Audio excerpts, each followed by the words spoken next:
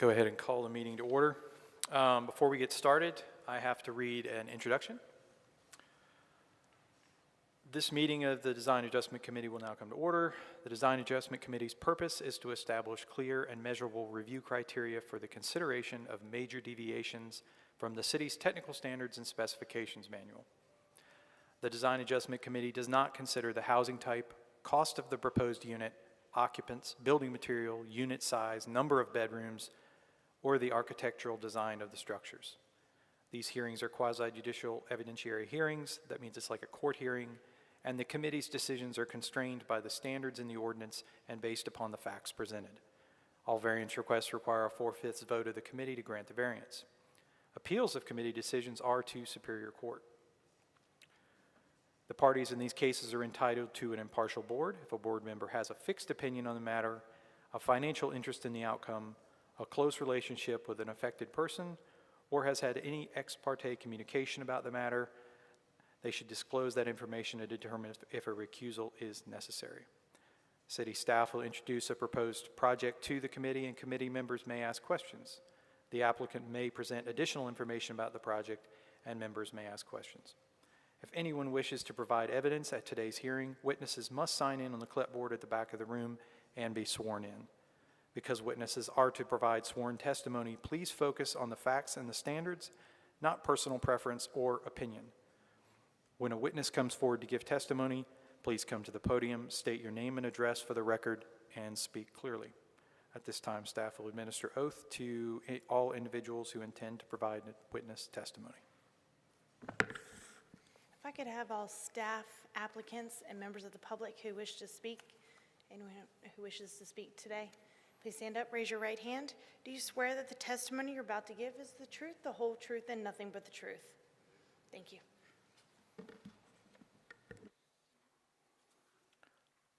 The first item on the agenda is approval of the minutes. Has everyone had a chance to look at the minutes? Are there any questions?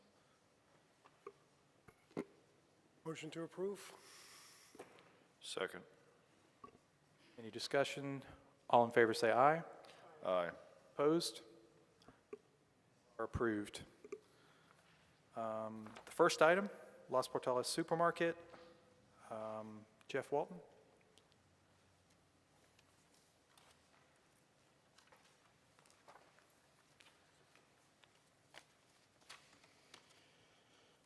This is for the Los Portales Supermarket. The site is located on the southwest corner of Sunnyvale and Carolina Beach Roads. The site is vacant, approximately 0.89 acres in size, and is zoned CB community business. The site has access to water and sewer mains located along Sunnyvale and Carolina Beach Roads. A stormwater management permit would be required. The technical standards and specification manual specifies for driveway design, all driveways on major thoroughfares shall have a property line offset of 75 feet measured at the curb line. The applicant proposes an offset of 18.72 feet, and an adjustment from this board is required. The applicant has provided justification for the request on attachment 3 of your package. If the Design Adjustment Committee elects to approve the proposed amendment, staff does recommend one condition be applied, that the design of the driveway on Carolina Beach Road shall be exit only. I'll be happy to answer any questions you may have. Jeff, do you know if a traffic impact analysis is associated with this site? I don't believe so. I think the use is a small footprint. They're looking at a ground floor supermarket retail and then an upstairs office use, I believe. Okay. And I don't think it kicked it into a TIE. Okay, thank you. Any other questions for Jeff? Thank you. Does the applicant wish to speak?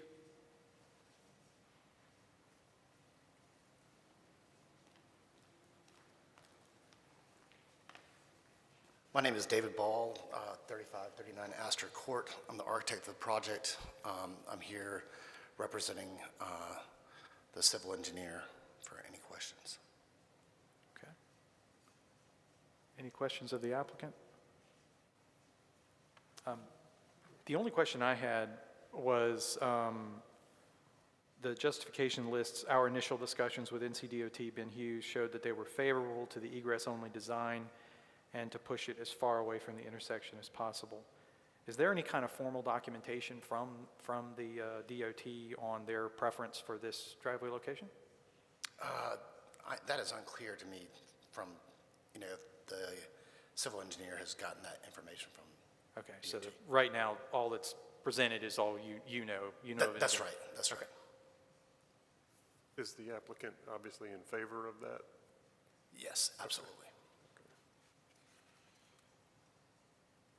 Any other questions? The only question I've got is just, normally when we see the right turn lanes, and it might be something for the civil engineer, but normally there's a sweeping right turn lane to kind of emphasize that it's an exit only.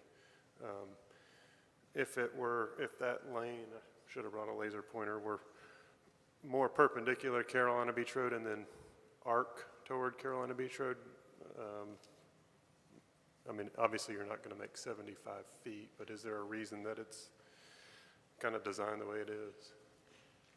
My assumption is that it's designed that way to just maintain the distance off the property line.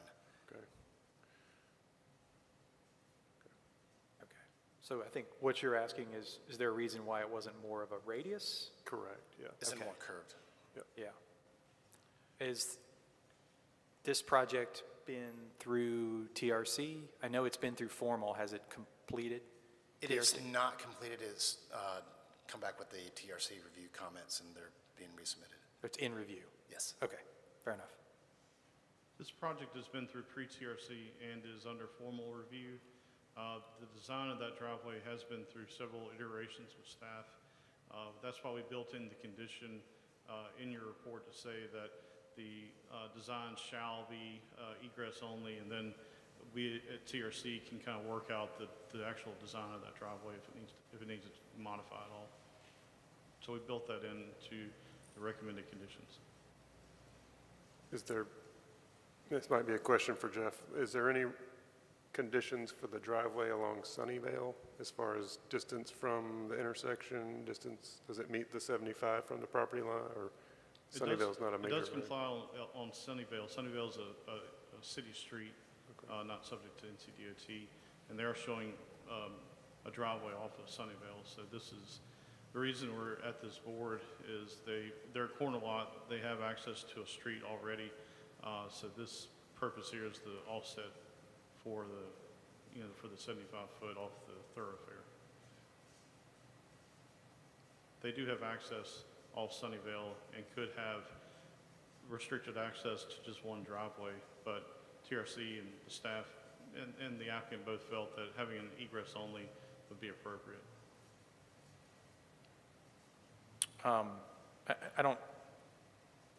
I thought I remember when I was looking at this that there's a driveway, I think it says it in the justification that this is a historic access point for the site, but this driveway currently serves the adjacent property, so that access is being, for the adjacent property is removed, and it will just serve as an egress only for this property. That's to my knowledge. That's right? Okay. Okay. Any other questions for the applicant? Thank you. Thank you. At this time, we have to open the public hearing. Is there anybody from the public who wishes to speak on this matter? Seeing none, I'll close the public hearing. We have just the one variance to consider on this project. Any other discussion on that variance?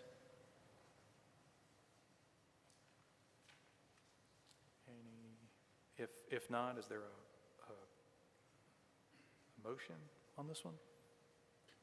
I'll make a motion to approve the request for the location of the driveway closer than 75 feet to the property line. One, due to the total distance of the property frontage, they can't maintain all the necessary offsets from the signalized intersection corner nor the property line corner. And second, with the recommendation from NCDOT for it to be as far away from the signalized intersection as possible. It appears that that's what they're trying to accommodate here. And to include the staff's justification of making it one-way egress only. So that's an added condition as recommended by staff. Yep. Okay. I'll second that. Okay. Any other discussion? All in favor say aye. Aye. Opposed? Okay, that motion passes.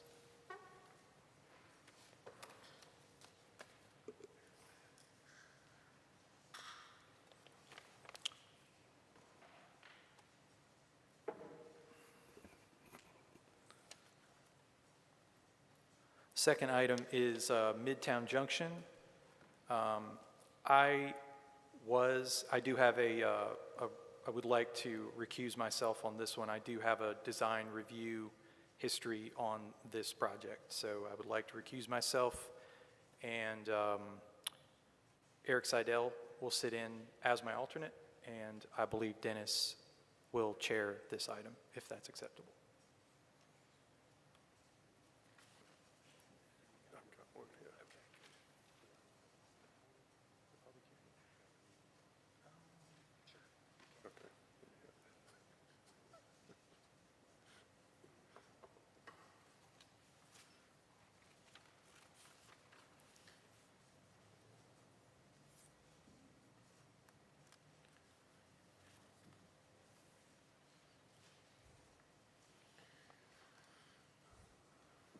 All right, so we'll begin item 2, which is Midtown Junction. Is there an introduction by staff? Good afternoon. This site includes 2 vacant tracts totaling 23.33 acres. They're currently zoned R15, moderate density single dwelling district. On April 20th of 2016, the former SRB Subdivision Review Board approved a preliminary plan for this site for a 30,000 square foot religious institution, and that included a private street, utility extensions, and stormwater management. As you can see, that project was never constructed, and that approval has since expired. The current applicant proposes to construct a multi-dwelling apartment development, and they propose to construct a new cul-de-sac street to provide access to the site. The site has frontage on both Independence and Carolina Beach Road. The new public street is proposed as a 60-foot residential collector street with 24-foot drive aisles, with a 24-foot drive aisle, type H curb, on-street parking, and sidewalks. The applicant proposes to extend water and sewer infrastructure into the subject property to serve development and stormwater management infrastructure to serve the proposed development. Our technical standards and specification manual stipulates that a maximum length of a cul-de-sac street be no more than 500 feet. The applicant proposes a cul-de-sac street that exceeds this length by about 1,032 feet, and a waiver is required. That is all that staff has. I'd be happy to answer any questions you might have at this time. Thank you, Brian. I've got one technical question. Maybe on number 5, it says the new public street, and I noticed in the plans, all of the plans that were provided say private street. Is there any clarification on that? It would require every new structure has to be within 500 feet of a public street. So if not all of this, a portion thereof would have to be public to meet that standard. Okay. So their plans will be updated? Right, I saw it written both ways. Okay. I just went with what would be required because they did not ask for that waiver. All right, thank you. Any other questions of staff? All right, thank you, Brian. Thank you. At this time, I'll invite the applicant to present the project.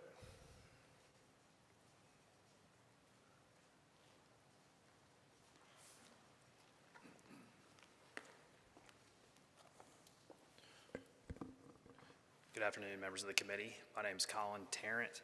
I'm an attorney here at Block, Crouch, and Keeter in Wilmington. I'm here on behalf of the applicant. This is our request for a waiver, as Brian has outlined, on the length of the cul-de-sac from the required 500 feet to a proposed 1,532 feet. As Brian's outlined to you. And as we've explained in our narrative that accompanied our application, we do feel that the waiver is justified as a result of some of the specific topographical features and location of this property. I do want to point out that I do have here with me Brian Genest with Cole Genest and Stone, who's a professional landscape architect and was the primary planner and designer of the site plan, and would be able to answer any of the technical requirements as we move forward.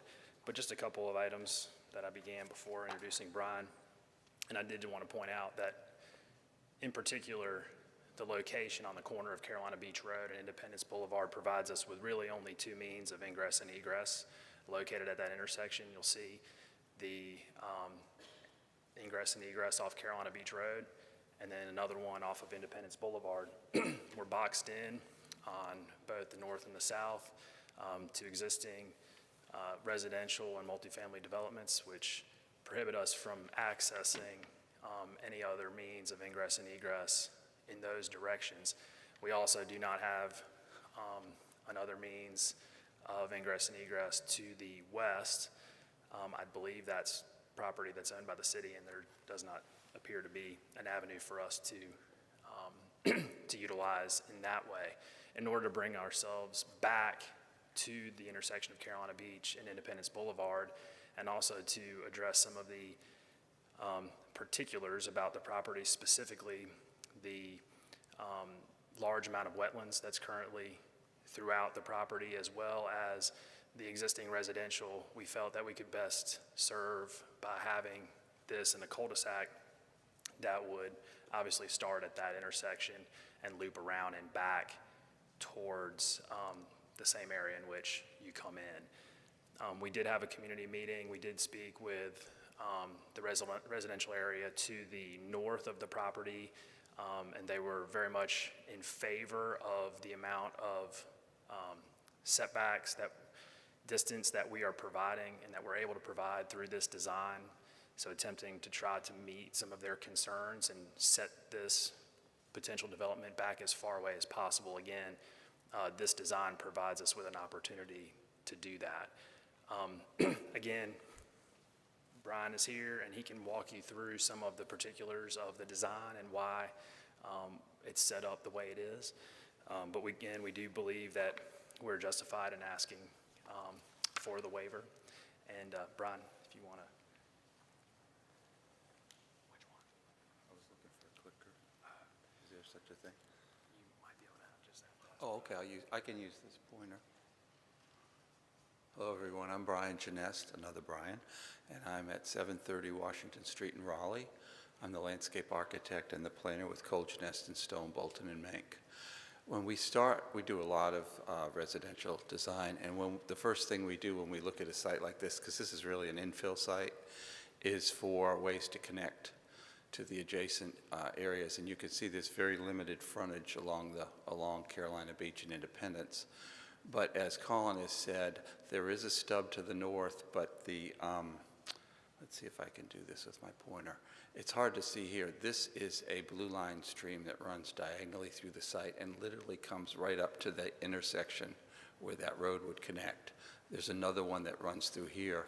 So it really divides the site into three different pieces. So although there would be a lengthy cul-de-sac, we hope that it will feel like we're actually creating blocks, which is the desired reason for creating those connections. There are a lot of beautiful trees here. There is also a piece of property that runs along here that is not controlled by our client or this neighborhood. So even with a connection, that connection to that road would not be possible as part of this plan. You can see to the south there are no opportunities for connection. So we're going to create a street, as Brian Chambers had said, that includes parking on both sides, sidewalks on both sides, so it'll look and it'll feel like a street. It just will not be able to connect anybody to the north or south or west.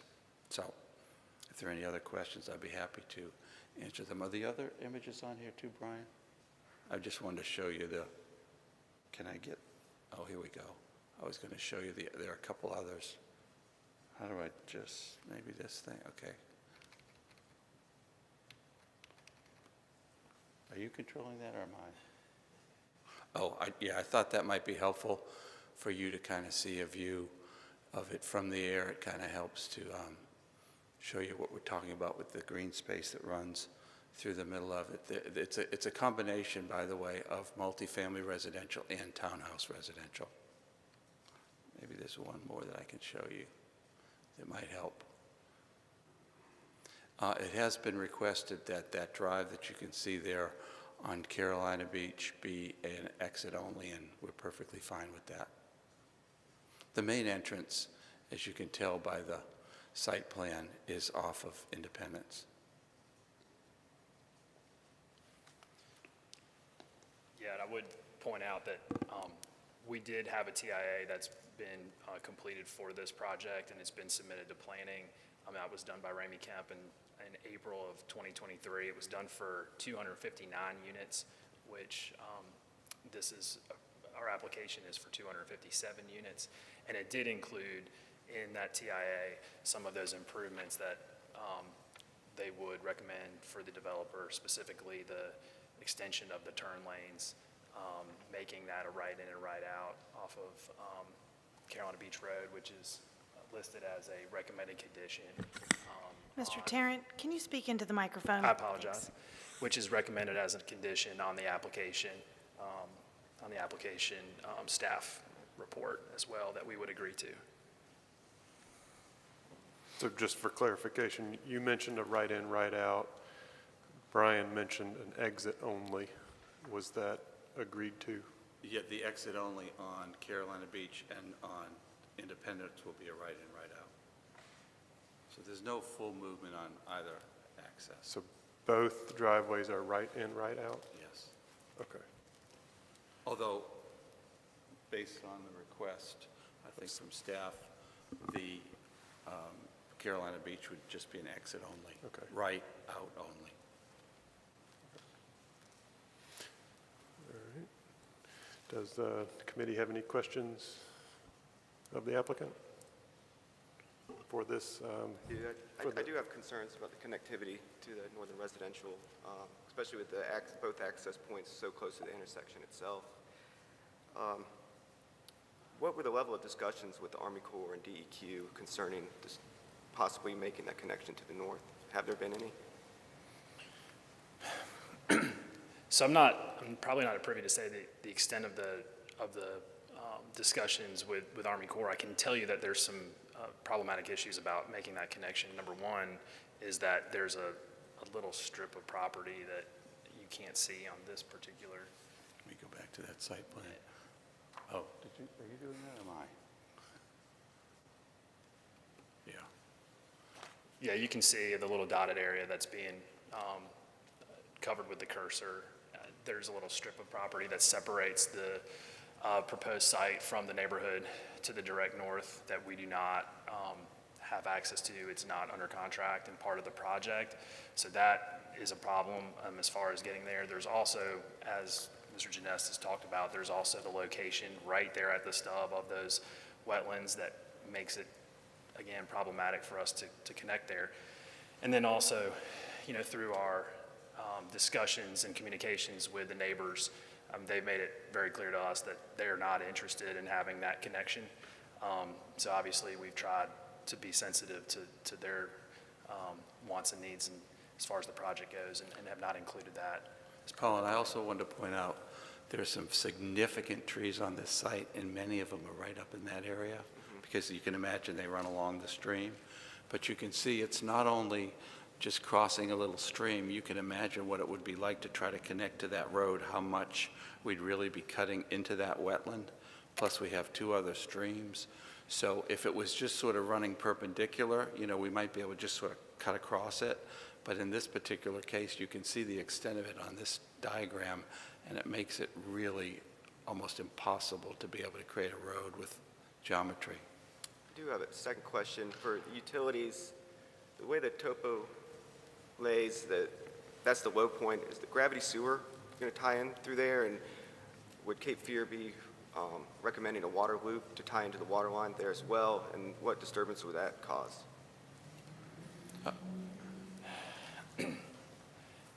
Yeah, again, I mean, as far as the particulars with Cape Fear, I'm not exactly sure. I know that there have been some initial discussions about, obviously, extending the utilities and having that from a gravity standpoint. We have not had any indication from them that they would require anything beyond that. Obviously, if that becomes the case, I mean, we're ready to move forward as to what's going to be required to make sure that they have the extension of those utility services. Might have to kind of hook around, but you can imagine we can do that with manholes and things to get through that narrowest neck of the wetland. And, obviously, when I first looked at this site, that was the place to connect, right? I mean, that's why the stub is there. But given that wetlands and in working with the staff, it would just be really almost impossible. That Blue Line stream, you have an official determination on that stream with the JD, or? We have not done any more work on it, but it's shown as a blue line stream on the survey, and it has been officially surveyed. Okay.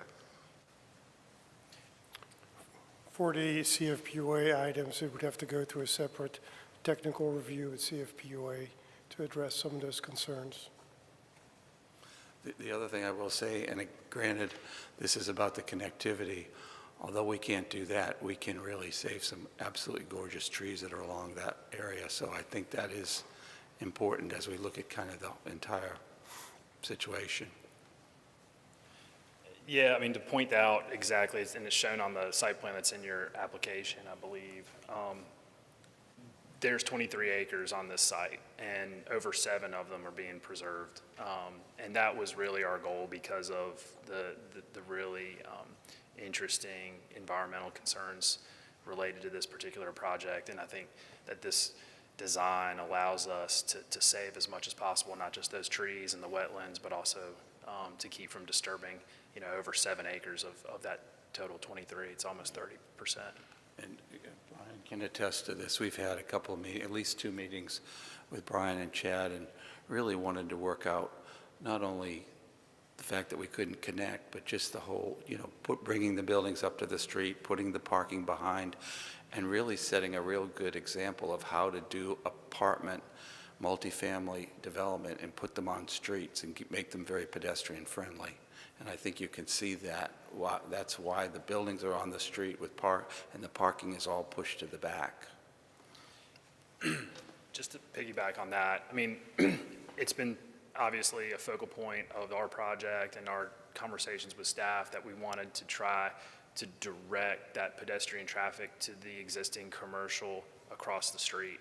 And what this does is it does focus that pedestrian traffic as well as the vehicular traffic back out to the intersection at Independence and Carolina Beach Road, which is directly across the street from that existing commercial. So folks don't have to go very far, and it kind of directs them to that commercial node, which is a goal that we're also trying to achieve here. Yeah, if there's any way you could direct them more to the signalized intersection than the driveway on Independence, that would be appreciated too, because you couldn't have picked a busier area. Yeah. Well, you could have, but this is a very fast-growing area in this portion of the city. So, I mean, I've got traffic concerns just in general about what's being shown on the screen. 257 units. The queuing along both of these roads exceeds 400, 500, 600 feet in the peak hours. For residents to be able to get in and out of this site is going to be extremely difficult. And these are just concerns. I understand you're moving forward with the project, and that's fine. We got to do something with it, right? I think the images you've shown look great. It's a challenging site. It is. And I think given the constraints that we have, I think we're going to have a really nice project here. Part of we brought that building right up to the street at the corner and tried to make it as urban as we could on the intersection, on a very hostile intersection, frankly, but, we have to start somewhere. So we're hoping that this will create a really nice pedestrian friendly, even though it's somewhat internalized. 2 questions on access again, and I don't mean to harp on it, but do you know the owner of that sliver of property that has been discussed earlier?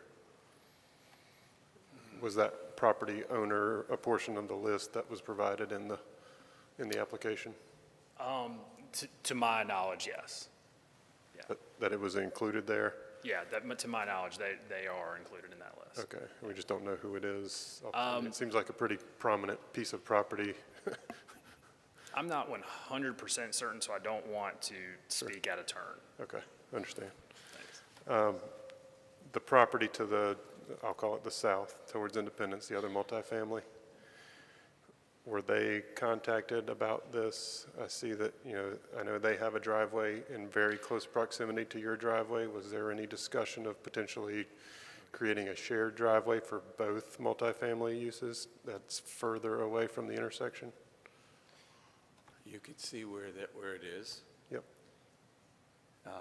Well, it's low kind of between the two sites too. So, I mean, we kind of have that kind of wetland area is kind of all around us. And given the way it's configured, it's really not a very nice entrance to come through their parking lot. So the answer is no, we didn't try to have a joint entrance with them. Okay. And again, my concerns are access to your site, to and from your site, or from your site specifically, is going to be very difficult. And that's precisely why we pushed it as far away from the intersection and recognizing it's going to be a right in, right out.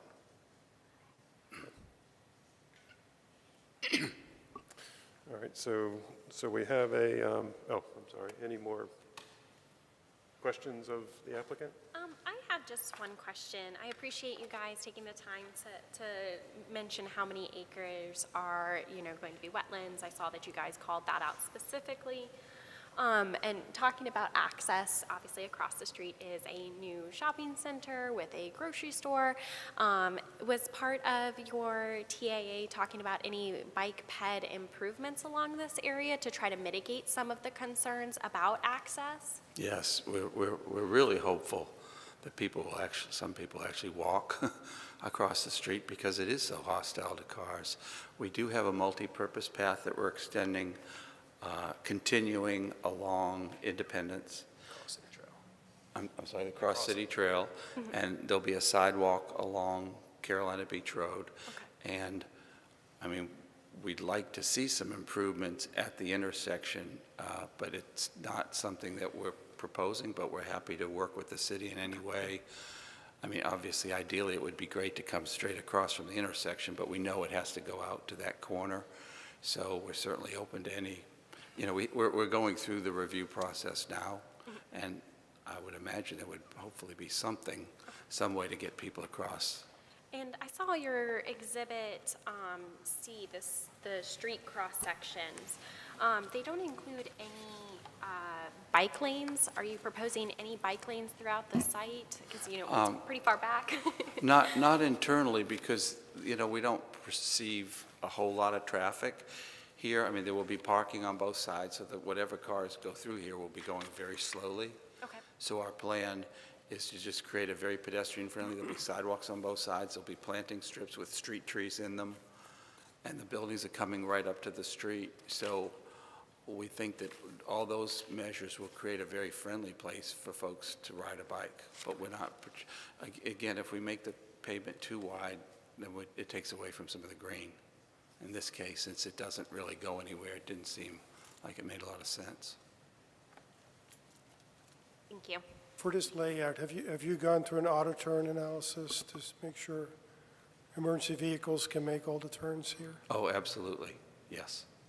And I think there was a diagram in your package that shows, we've been talking with the folks, with the staff about truck turnarounds and the fire more than anything. The road, the way the road sort of dead ends at the end, that we can certainly make. It's a hammerhead turn. Yeah, it's Exhibit A. Exhibit A. I don't know what happened to the screen. I think Brian's trying to pull up that exhibit. Oh, Brian's doing it. It's in the application packet. Yeah. We actually, do you know what I'm referring to in those diagrams? I think that, I saw them in the packet. I had the hard time Okay. putting context to them. We actually added, we had figured out the first one, but Exhibit B, actually, we added another turnaround specifically for fire. So, there it is right there on the screen. Basically, a place for a three-point turn to occur. Right. Is that accommodates a fire apparatus or whatever kind of? Yeah, I vehicle? mean, hammerhead turns, either hammerhead turns or full cul-de-sacs, both of those are approved to be Okay. able to get turned around. Once you exceed 150 feet of distance, we have to have some way of turning the trucks around. We pulled that right out of the details. Yep, I assume so. All right, any other questions of the applicant?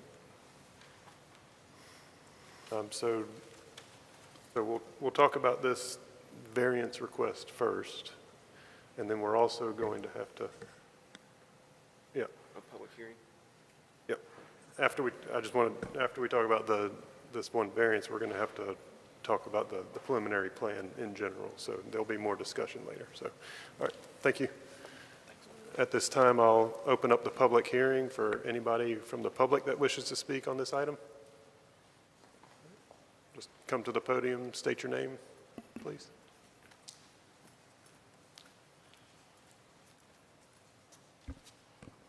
My name is Tony Roberti. I live at 4018 Echo Farms Boulevard.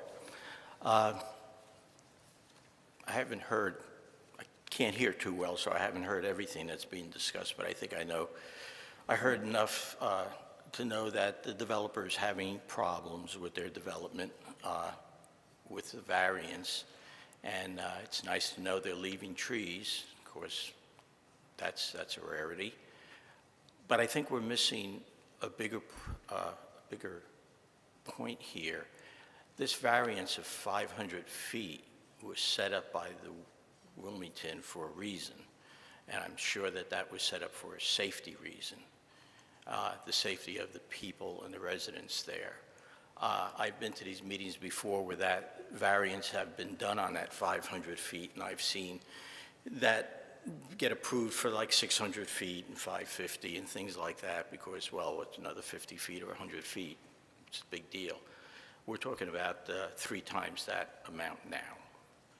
And I'm more concerned not with the trees or the developer's problems with egress, but the safety of the residents that are going to be living in there as far as police, ambulance, fire engines. We know about the traffic in this area. We know how bad the traffic is getting in that area. So there's going to be traffic even getting here in an emergency, and now we're going to add 3 times the distance when we get in there to reach those people and those residents. I would hope that when a decision is made on this variance, that the people are considered and taken into consideration when we allow developers to take a variance that the city has put in place for the protection of its people and decide to triple it for their development purposes. That's all I have to say. Thank you. Thank you.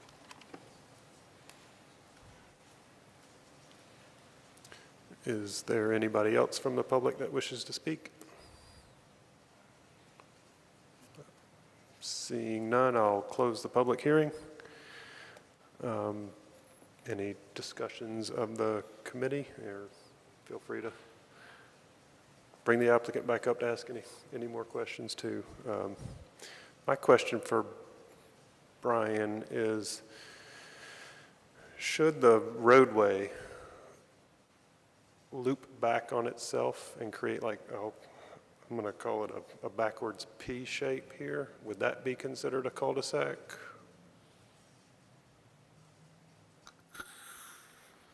I'm not sure I'm following. Again, I wish I had my laser pointer. If you entered from Independence and you traversed around, circulated around the parking area, and if you stayed on that road, if it looped you back to the same road and then you were to exit onto Independence, if you were to be going in the forward motion throughout the entire property, would that be considered a cul-de-sac? No. It would be a street, just a, If you're saying the If the parking area in the center of the site were actually a street and it looped back on itself, it would not be a cul-de-sac. Okay. All right, so that's going to be a question for the applicant. I hear what you're saying. I mean, that's essentially what we're doing. We have two loops, actually. We have a loop that goes around those buildings, and we have a loop that goes around this. So, I mean, it's not a public street per se, but it's doing the same. It's functioning exactly as you just said. And it's actually doing the same thing on the first one because you can loop right out of the site. So when you look at this, it's just not the street that comes through and basically dead ends. The street really loops all the way through. It just doesn't maybe look like a street. So it's going to behave exactly like that. And again, and you can see in this map, you know, we look for ways to connect practically. It's the first thing we do. I mean, we do connectivity on all of our projects, but it's just not practical in this case. So what you just said, I'm glad you pointed it out. We created this design so that people would be able to loop around the site rather than just kind of coming in and coming out. Okay. Thanks. Thank you. By the way, I do have a laser pointer if you need it. I'll try not to give any visual descriptions anymore. And if I might just add, that design is something staff encouraged. You can see there's kind of two loops that provide that circulation before you get to the end where the cul-de-sac is, and that was something that staff encouraged them to do. Thank you, Brian.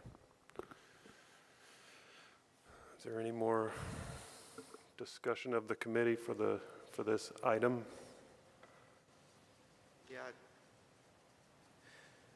There may be an opportunity for a pedestrian connection to the northern residential. I think that's a prime opportunity to activate the commercial space and the grocery store to allow those residents to the public right-of-way here. Understanding that an elevated boardwalk do not have the environmental impacts such as a road. Would the applicant be open to providing pedestrian access to the stub? I think, I mean, I'm not the developer, but I think they would be open to that. We actually talked about it with the neighbors. Now, they were not excited about that at all. Mm-hmm. But, you know, if pedestrian access is better than no access, I don't know that it would create a lot of hardship. You know, we do have sidewalks on both sides of that street that come right down to Independence. So it could be a possibility. And that's something we can talk about a little more on the preliminary, but for the request of the cul-de-sac exceeding 500 feet. But yeah, we can talk about that more later. Any more discussion? I have just one question, Brian. If this was a public street, would they be required to place any bike lanes?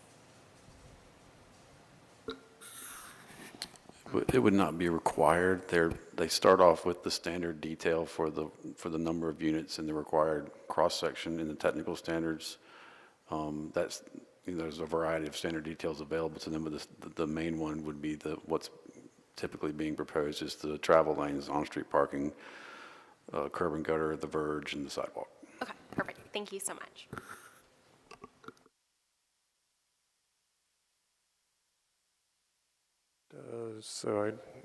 Is there a motion with justifications on this waiver?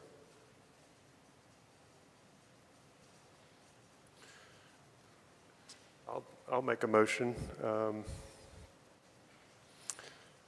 I'll make a motion to approve this request for variance from the technical standards of the length of cul-de-sac for the reasons described by the applicant, that while this is technically a cul-de-sac, it is not there is opportunity for vehicles to maneuver in different ways along this street. There's not a dead-end portion. There's a large loop at the end. I think it provides good connectivity to the site. And due to the environmental impacts of this site and the limited road frontage along both streets. I approve the request. Be the time to add a condition. It would be. I would second that if we get pedestrian access to the stub for the residential, Just clarifying, you mean the stub to the north? the north, yes. Okay, so there's a motion for approval with a condition of providing multimodal connection, or just pedestrian access to the Pedestrian north? access, I believe it's going to have to be an elevated walkway for their environmental concerns. Okay. I'd like to advise that there may be legal and property ownership barriers to that condition, so with the caveat that if they can legally attain access, then it would be required. Otherwise, we're kind of painting them in a box they can't get out of. Can agree to that, yes. Did that translate well enough, Amy? Okay. So there's a motion and a second with the condition of pedestrian access if legally appropriate. All in favor? Aye. All opposed? Any opposed? All right, so the item passes. So now we have the opportunity to discuss the plan in general for the preliminary plan approval. I know there's been a lot of discussion on this. When I was looking at the plan, a couple of things jump out at me. I'm pretty sure it can get worked through the TRC process. Just to give a visual description, I don't have my pointer, but the first intersection you arrive to coming from Independence Boulevard, there's two offset streets there, or driveways. That could potentially be a safety hazard, if you have left-turning vehicles in both directions, so it would be advisable to have those driveways align a little better through there.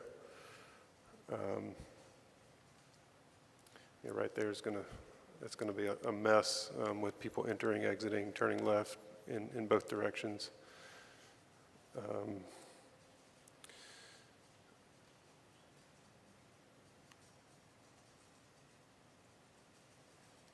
Any comments?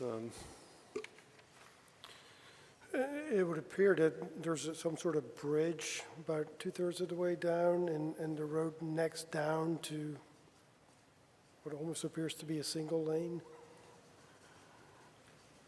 Can the applicant address that? The bridge kind of at the end of the cul-de-sac, is that a single lane or is that still 2 lanes of traffic? That is actually still 2 lanes. It's not necessarily a real bridge.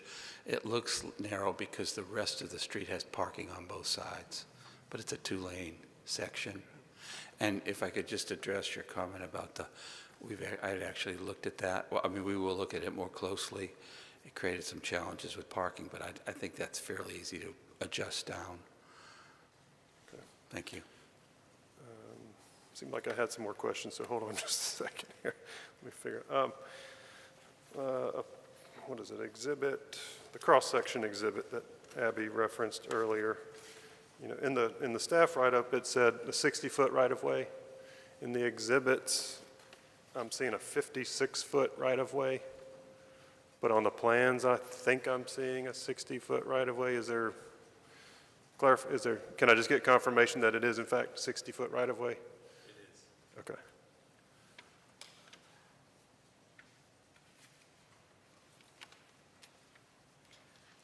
Let me see what these other questions were. And I don't mean to harp on it. I do think it's a missed opportunity to not have some sort of bike connection from the rear of the site all the way to the multi-use path if you're putting it in, to move those people, especially if there's an opportunity for pedestrians to also come across the bridge. I'd like to address that because, again, we support bike lanes. This is really like a neighborhood street, which you very rarely would see a bike lane on a street like this. I mean, think about this as just a little neighborhood street running through any neighborhood. And just adding another 4 or 5, 6 feet of pavement, I just don't think that is necessary here, given we have sidewalks on both sides for people to walk on or to ride a bike. this is not going to be high-volume traffic, and we have parking on both sides of the street. Now, if we wanted to lose some of the parking, I guess perhaps we could do it. But, you know, we put bike lanes all over, but we don't put bike lanes on every street in every city. This is a very low-impact street. So I don't think from a design standpoint it warrants it, but I completely understand where you're coming from. Yeah, and like I said, I'm coming at it just from the standpoint of I live in an apartment complex. Bikes come down the road, whether there's sidewalks or not. And so that to me is, again, if somebody lives at the rear of the property, a different mode of transit than getting in their car, put their groceries on their bike and drive back down on their bike. But I absolutely understand where you're coming from. But from a it is design 20, we standpoint. do have 24 feet of pavement, so they're really wide lanes to going through that narrow street. So we're not proposing that at this time. I got a lot of notes here, so I'm trying to Oh, figure out okay, where they sure. are. On Exhibit D, there's what's shown as a utility pole by the driveway at Carolina Beach Road.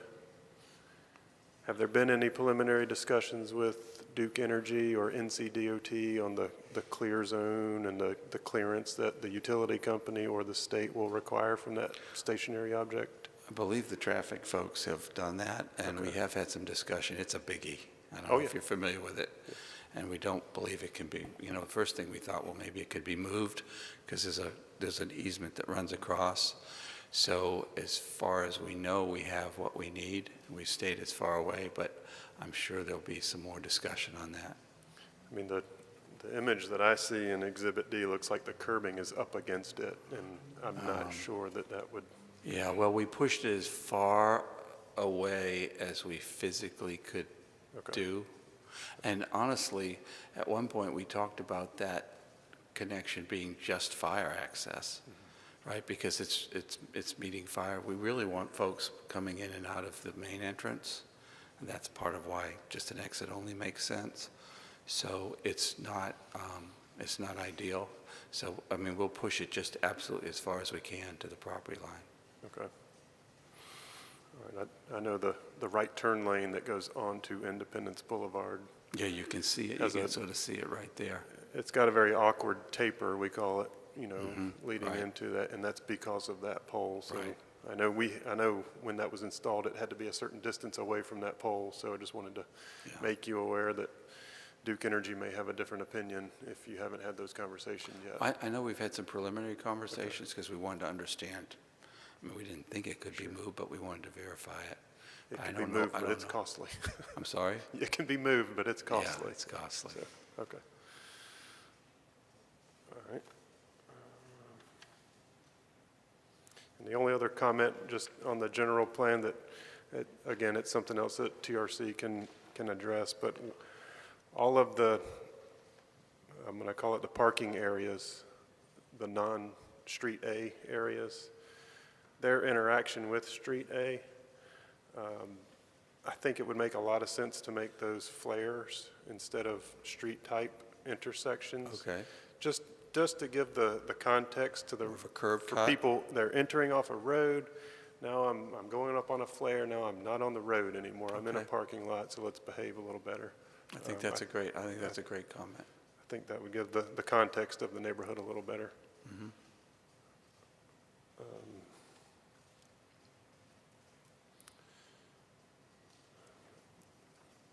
Might be all my comments. Any other comments from the group? One thing I did want to say, one thing that we could do is we could put sharrows on the road, so at least they could share the road, which, I think that's a great condition to add, because like I said, I just want to make sure that it's inclusive and is welcoming, absolutely. I think that's a maybe great there's idea. even a sign that says, you know, the bikes have Yep. the right-of-way and can ride in the street. There's some other things that we could do, but sharrows at a minimum, if you know, assuming you all know what those are, would be a great way to do that. I agree. Good, thanks. And the only, yeah, okay. So I think that the rest of the traffic stuff will come out in the traffic study, but, Okay. okay. Thank you. Thank you. I guess, just discussion, I mean, my only concern is the density and the amount of traffic kind of funneled down to one central location that's already heavily congested. It looks like the driveways have been moved as far from the intersection as physically possible on the property. I do appreciate the design, the curvature of the roads. You know, it's better than a stick straight road running through a property. I appreciate the curb extensions and the curb bump outs to provide that on-street parking a little protection. I think that's good design. And the obvious preservation of all of the natural features. I can appreciate that.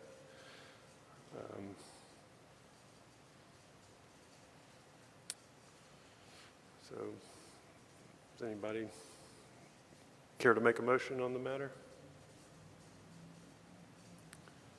I'll make a motion to approve the preliminary plan with the condition of shared bike signage, whether that be on the road itself or along the road. Amy, there. Okay. I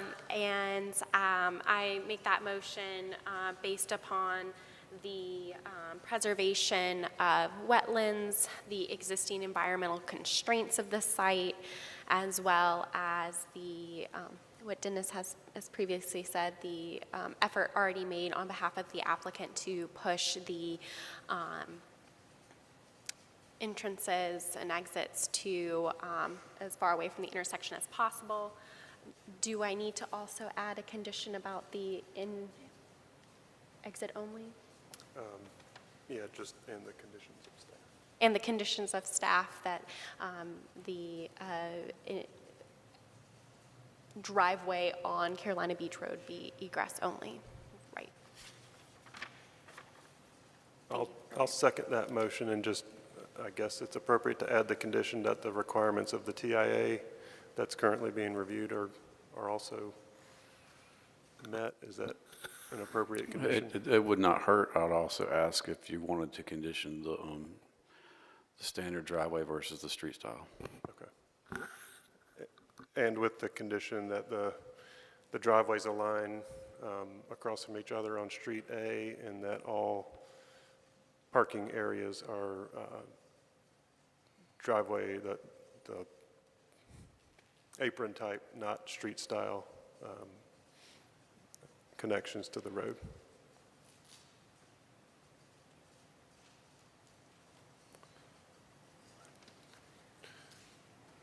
Did y'all get all that? Okay. So there's a motion, there's a second with conditions, with the appropriate conditions. All in favor, say aye. Aye. Any opposed? All right, item passes. Thank you. And that concludes the meeting.